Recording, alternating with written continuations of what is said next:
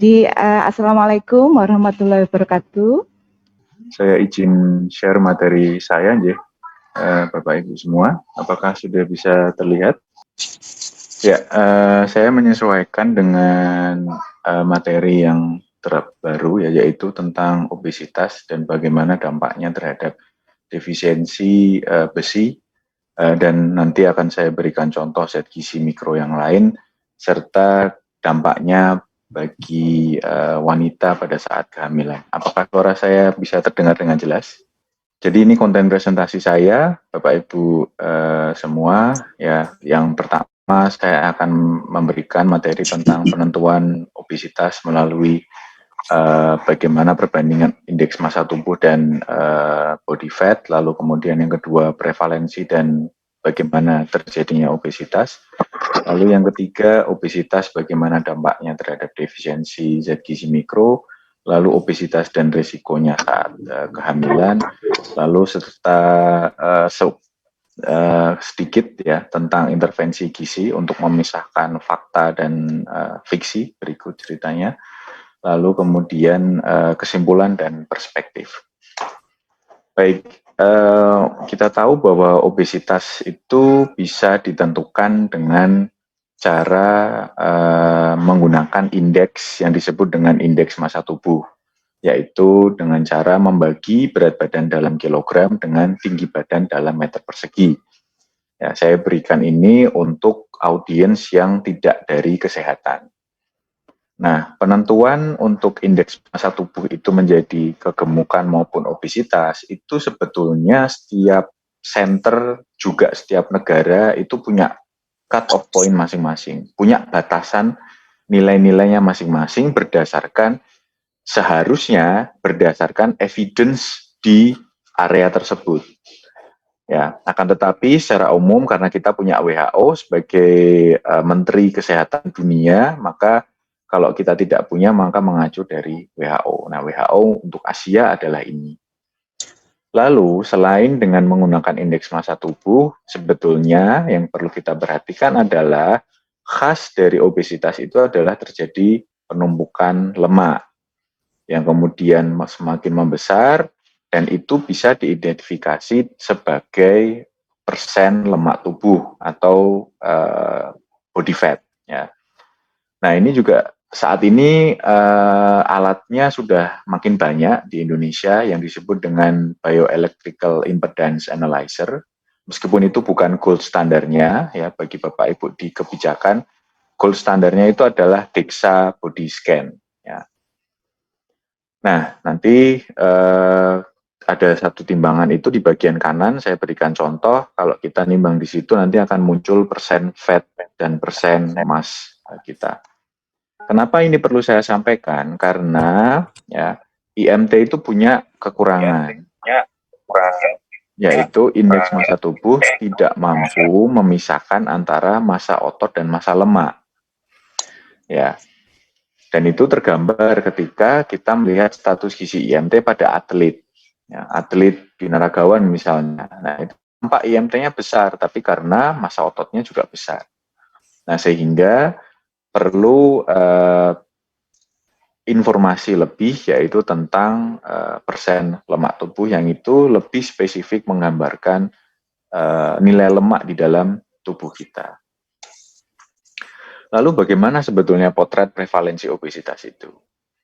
Ya, di dunia ya diproyeksikan tahun 2030 itu kurang lebih 50% orang dewasa ya itu akan mengalami obesitas. Saat ini itu diperkirakan sekitar 15%. Itu di dunia. Bagaimana dengan di Indonesia? Ini akan saya gambarkan dari data Riskesdas ya. Dari 2007 ini saya ambil dari hasil utamanya Riskesdas ya. Dari 2007 sampai 2018, baik itu overweight maupun obesitas, itu trennya terus meningkat. Ya. Tidak hanya itu, kalau kita ingin melihat lebih spesifik, di obesitas sentral atau abdominal obesitas, itu pun juga angkanya terus meningkat, bahkan menyentuh 30%. Itu tentu menjadi satu perhatian tersendiri, ya. Karena kita harus tahu etiologi atau patogenesisnya itu seperti apa. Jelas, itu sebagai akibat dari meningkatnya konsumsi energi, ya, namun tidak diimbangi dengan pengeluaran energi. Sehingga kelebihan energi itu kemudian dipicu ada faktor genetik dan faktor lingkungan yang obesogenik, ya, maka itu mengakibatkan penumpukan atau akumulasi lemak di dalam tubuh. Diawali dulu dengan kelebihan atau kenaikan berat badan secara kronis. Nah, lalu sedikit saya ingin cerita, faktor genetik lingkungan itu seperti apa? Ya, faktor genetik itu, ya, itu merupakan sebuah komponen yang saya sebut sebagai variasi gen. Jadi di sini bukan faktor genetik itu bukan karena penyakit genetik, bukan, melainkan variasi genetik. Jadi setiap dari kita itu punya variasi, ya. Dan ini saya berikan dua contoh variasi genetik, ya. Ini dari hasil meta-analisis, ya, evidence based, bahwa satu, ya, ada sebuah gen yang itu letaknya itu ada di jaringan adiposa, ya, jaringan yang selama ini menjadi target ketika kita berbicara obesitas, ya, dan ada beberapa variasi yang terkait dengan UCP2. UCP2 itu gen di mitokondria untuk pembakaran energi. Nah, ada yang memang beberapa variasi yang itu ternyata tidak efektif dalam pembakaran energinya. Sehingga dia cenderung bisa mengalami obesitas daripada variasi gen yang serupa yang lain. Nah, ada juga ya, itu ada ADRB3, itu adalah adrenoreseptor, ya, beta adrenergic receptor, itu salah satu gen yang berperan dalam pemecahan lipid di dalam jaringan adiposa. Itu ternyata juga secara evidence hasil meta-analisis terkini, yaitu tahun 2020, itu menunjukkan variasi gen ini sangat biasa ada di remaja maupun anak-anak di Asia Timur. Nah, itu berisiko juga dengan obesitas. Jadi mungkin pada kelompok variasi gen tersebut, proses metabolisme lipidnya tidak seefisien yang variasi gen tersebut yang variasi yang lain. Nah, lalu untuk lingkungan, ya tentu saja obesogenic environment itu sudah ada, bahkan sudah mungkin sejak 10 tahun yang lalu. Saya memulai dan tertarik dengan penelitian obesitas sejak 2006-2007 untuk skripsi saya. Dan ternyata sampai sekarang pun itu masalahnya semakin kronis. Karena ya akumulasi sifatnya. Yaitu terdiri dari pola diet yang tinggi gula sederhana dan lemak, kemudian rendah serat, dan ditambah rendahnya aktivitas fisik. Nah, saya tidak berbicara meluas mengenai akar masalah dari ini. Saya hentikan dulu sampai di sini, karena memang ini sudah cukup mewakili patogenesisnya terjadinya obesitas. Lalu bagaimana dengan obesitas dan defisiensi mikronutrien? Jadi nanti yang akan saya sampaikan itu adalah hasil-hasil bukti dari evidence-based, systematic review, dan meta-analisis. Kenapa saya pilih itu? Karena dari piramida of evidence ini, ya, dua penelitian itu merupakan penelitian dengan level tertinggi dari sebuah evidence-based health atau evidence-based medicine. Ya. Yang pertama, kaitannya dengan defisiensi besi. Ternyata ya, orang yang mengalami overweight dan obesitas, orang dewasa, ya, itu berisiko mengalami defisiensi besi 1,3 kali lebih besar daripada orang yang normal. Ya. Nah, di paper ini, kalau melihat beberapa marker kaitannya dengan defisiensi besi, itu ternyata lebih nyata lagi ketika markernya menggunakan yang non-ferritin base. Kita tahu ferritin itu ada irisan dengan infeksi, ya, sehingga kalau dipilih dengan non-ferritin base, menggambarkan proses metabolisme besi yang mungkin lebih mendekati, tanpa aspek infeksi. Nah, ternyata risikonya jauh lebih besar dari nilai ini. Bapak Ibu, itu saya cantumkan referensinya, bisa dilihat sendiri, ya, untuk lebih detail lagi.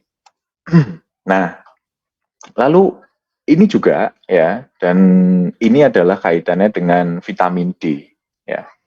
Jadi ternyata evidence base-nya adalah orang yang obese dan overweight itu memang berisiko mengalami defisiensi vitamin D 1,48 kali. Memang lebih besar risikonya ya.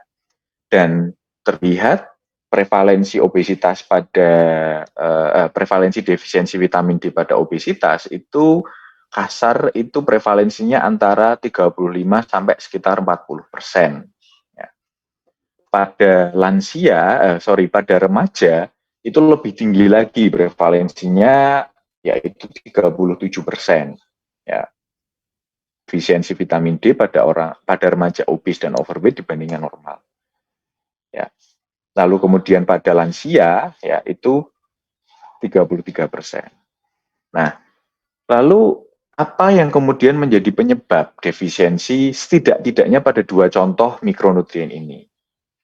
Yang pertama ya itu diduga ya ada sebuah penelitian ya kemudian kalau saya tadi sudah bercerita bahwa pada obes itu yang menjadi sentral adalah adipose tissue ya atau jaringan adiposa, maka sebuah penelitian ini melihat konsentrasi hepsidin, yaitu konsentrasi sebuah eh, kontrol ya, sebuah protein yang mengkontrol metabolisme besi, itu ternyata ekspresi baik di level gen maupun di level proteinnya itu ternyata di adiposa itu juga meningkat, tidak hanya di liver.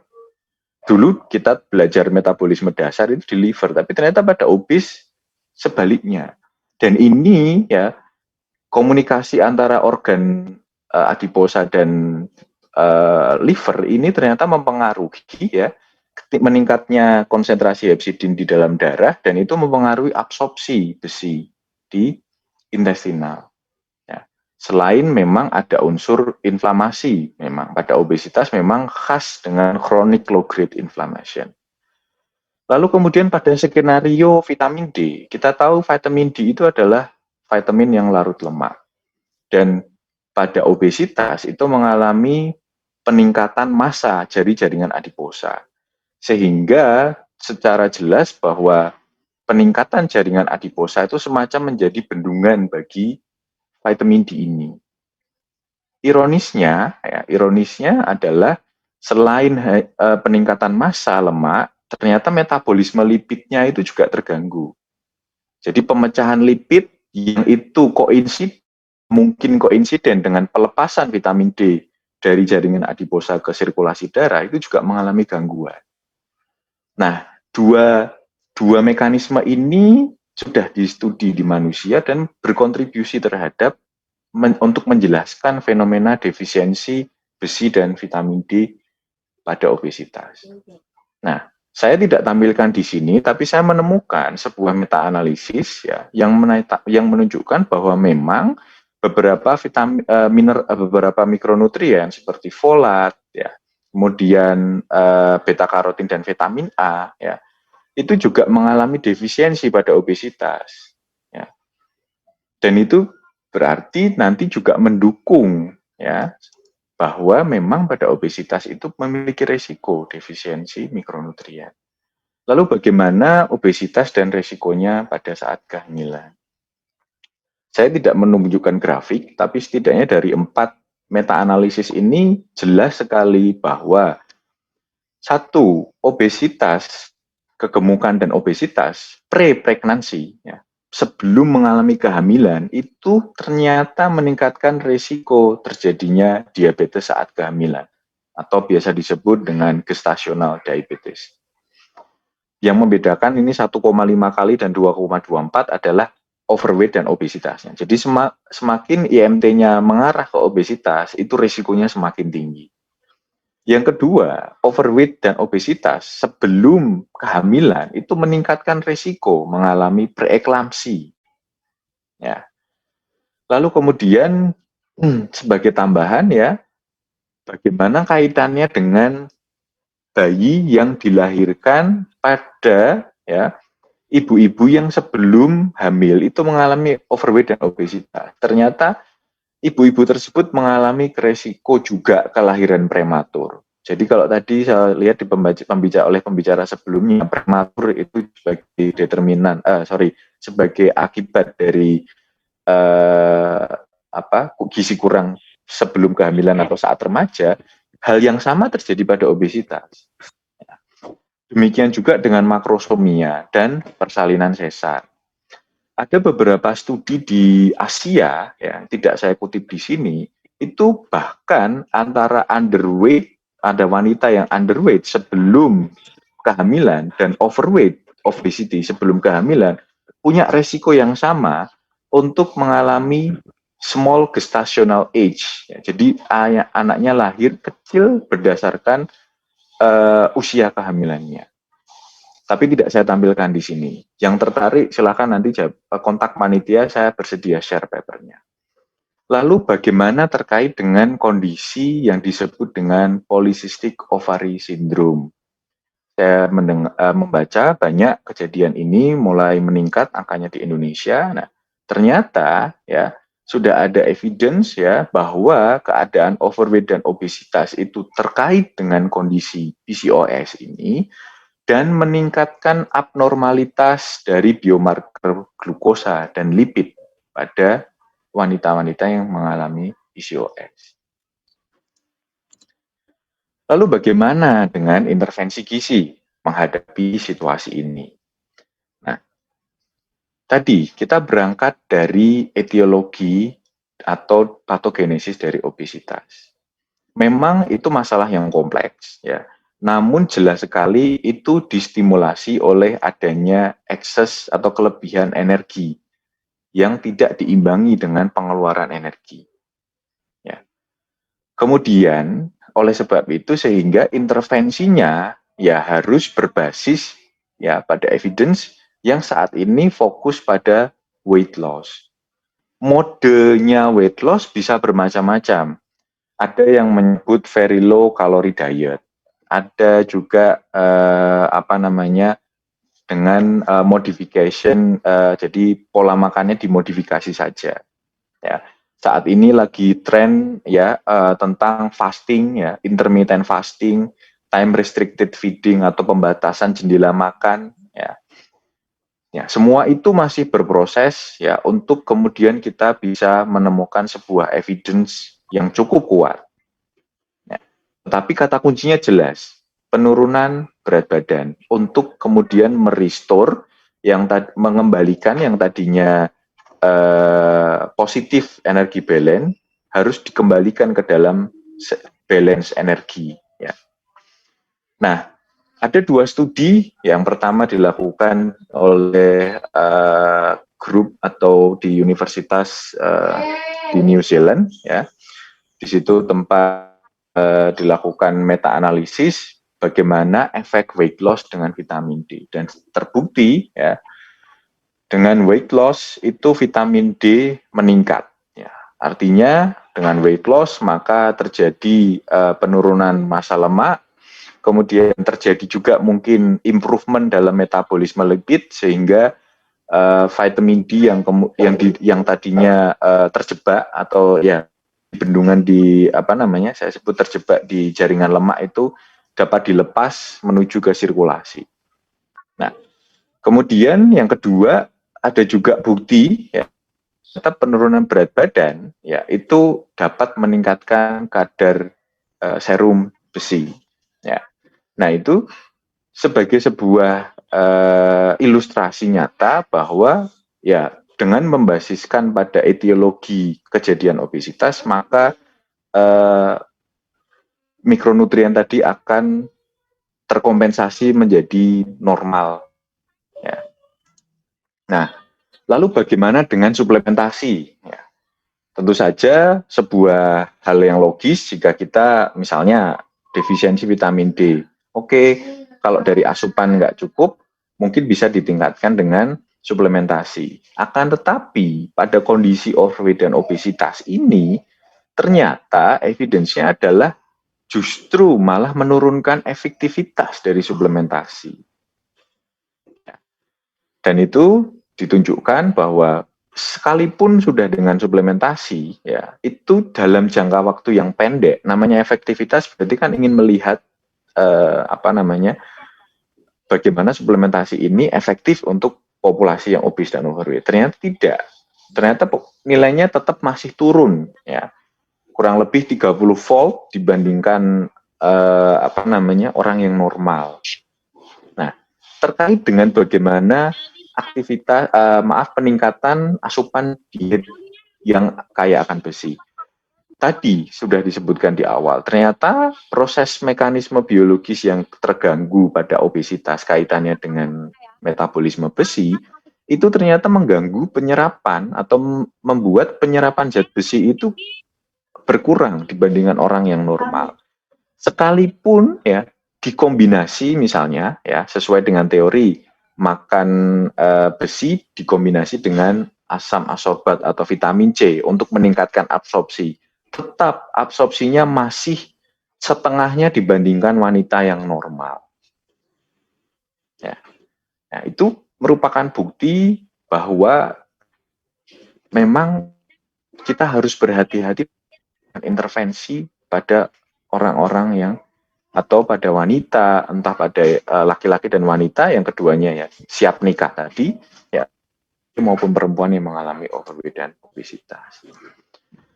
Sehingga dari presentasi saya mencoba menyimpulkan ya bahwa kegemukan dan obesitas itu terbukti menjadi faktor risiko defisiensi zat gizi mikro. Ya. Dalam presentasi ini yang saya paparkan hanya besi dan vitamin D. Yang kedua, keadaan overweight dan obesitas sebelum kehamilan terbukti juga sebagai faktor risiko komplikasi saat kehamilan. Entah itu bentuknya peningkatan berat badan yang melebihi dari yang diharapkan atau gestational weight gain, kemudian gestational weight gain dikombinasi dengan keadaan obesitas sebelum kehamilan itu ternyata sebagai faktor risiko nasional diabetes, ya. Dan kemudian itu semua juga menjadi faktor risiko ya. Jadi kegemukan sebelum preeklamsi sebagai faktor risiko preeklamsi, sebagai faktor risiko hipertensi saat kehamilan, dan faktor risiko lain ya yang dialami oleh janin saat dilahirkan, entah itu prematur, kemudian makrosomia ya. Lalu kemudian karena obesitas dan overweight itu merupakan keadaan yang kronis, sehingga harus dipertimbangkan intervensinya untuk seawal mungkin. Nah, lalu kemudian bagaimana atau apa yang harus ditarget? Yang ditarget adalah penurunan berat badan dengan harapan fungsi jaringan adiposnya itu pulih ya karena obesitas itu menyebabkan disfungsi pada jaringan adipos. Nah, dengan adanya restorasi energi itu diharapkan fungsi adipos tisunya kembali sehingga mampu memperbaiki marker atau memperbaiki metabolisme zat gizi mikro yang ultimately atau akhirnya itu akan memperbaiki zat gizi mikro, kadar zat gizi mikro pada orang-orang dengan kegemukan dan obesitas ya, khususnya pada wanita. Lalu kemudian bagaimana penurunan berat badan itu?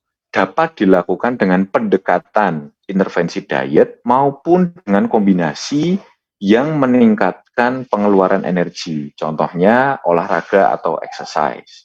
Ya. Bagaimana efektivitasnya? Yaitu harus dibuktikan dengan clinical study atau dilakukan dengan studi ya. Pada remaja khususnya, atau saya anggap karena remaja itu masih di bawah 18 tahun dan menikah itu bisa jadi ya lebih dari 18 tahun ya, jadi di dua perbedaan umur itu harus dilihat efektivitasnya. Lalu yang terakhir adalah tentu intervensi gizi yang berbasis evidence ya. Dalam hal ini ya studi-studi berdasarkan piramida yang saya tunjukkan tadi itu lebih harus dikedepankan untuk bukan hanya sekedar bertujuan jangka pendek, tapi juga lebih kepada tujuan jangka panjang, yaitu meningkatkan kualitas hidup yang lebih baik. Demikian presentasi saya, terima kasih dan semoga bermanfaat.